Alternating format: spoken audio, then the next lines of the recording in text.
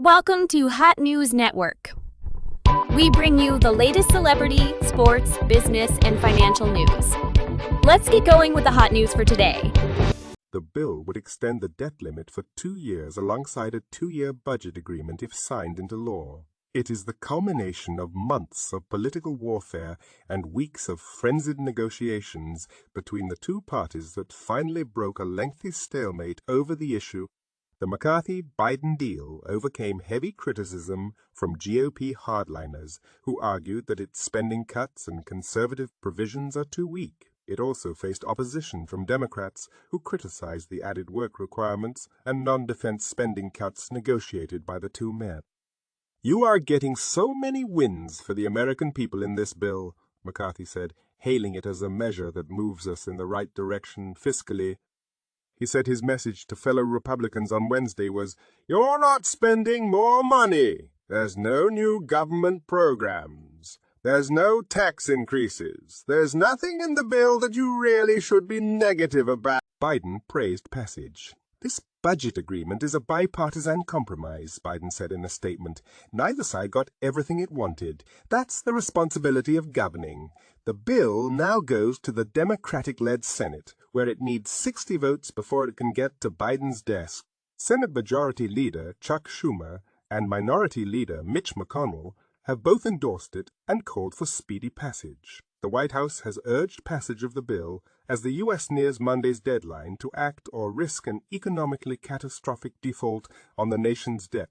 The deal contains modest spending cuts and suspends the borrowing limit to January 1, 2025, with Treasury then able to use extraordinary measures to pay the bill. House Republican leaders always expected to lose some votes, mostly from hard-right members who say the deal isn't aggressive enough at delivering spending cuts. That meant some Democrats were needed to get it over the finish line. "House Democrats are going to make sure that the country does not default, period, full stop," said Minority Leader Hakeem Jeffries.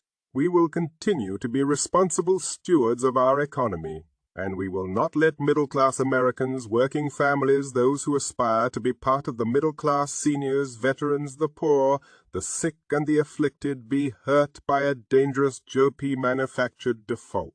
The legislation would cap spending for the next 2 years.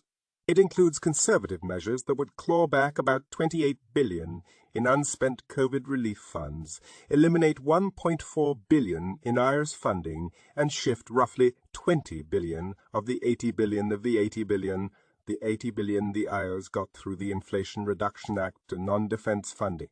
The bill would also restart federal student loan payments after a lengthy pause that began at the start of the pandemic. And it would add work requirements for people up to 55 years old to get benefits under the Supplemental Nutrition Assistance Program and temporary assistance for needy families. The current threshold is 50 years old, with carve-outs for veterans and homeless people. The Biden-McCarthy doesn't make changes to Social Security, Medicare, or Medicaid. An analysis by the nonpartisan Congressional Budget Office found that if the bill's spending caps and targets are followed, it would reduce federal discretionary spending by $1.3 trillion over the next 10 years. Only the first 2 years of spending levels are binding under the legislation, however. The SNAP reforms would actually net out a spending increase of $2.1 billion, CBO found.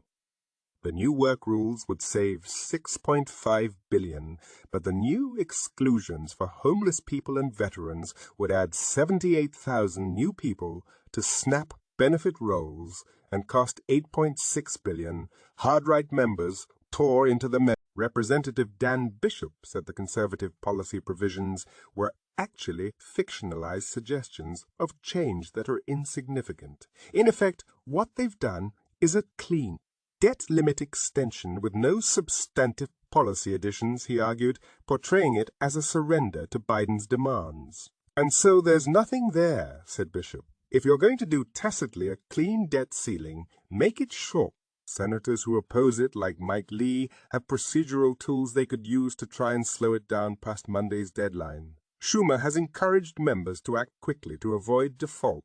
Senators should be prepared to move on this bill quickly once it is the Senate's turn to act. correct. I cannot stress enough that we have no margin for error, Schumer said Wednesday, warning that any needless delay, any last-minute brinkmanship could mean that the federal government will default for the first time ever.